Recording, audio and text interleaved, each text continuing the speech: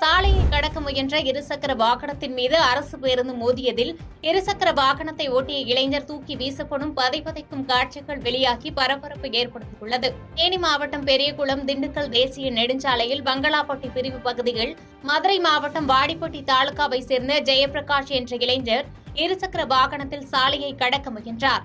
கைபேசியில் பேசியபடி கவனக்குறைவாக சாலையை கடந்தபோது அவ்வழியாக திண்டுக்கல்லில் இருந்து தேனி நோக்கி சென்ற அரசு பேருந்து மோதி விபத்துக்குள்ளானதில் இளைஞர் ஜெயபிரகாஷ் தூக்கி வீசப்பட்டு படுகாயமடைந்தார். இதனைத் தொடர்ந்து படுகாயமடைந்தவர் பெரியகுளம் அரசு மாவட்ட தலைமை மருத்துவமனையில் அனுமதிக்கப்பட்டு முதலுதவி சிகிச்சைக்கு பின்பு உயர் சிகிச்சைக்காக மதுரை ராஜாஜி மருத்துவமனையில் தீவிர சிகிச்சை பிரிவில் அனுமதிக்கப்பட்டுள்ளார். இந்த நிலையில் இந்த விபத்து குறித்த சிசிடிவி காட்சிகள் வெளியாகியுள்ளது.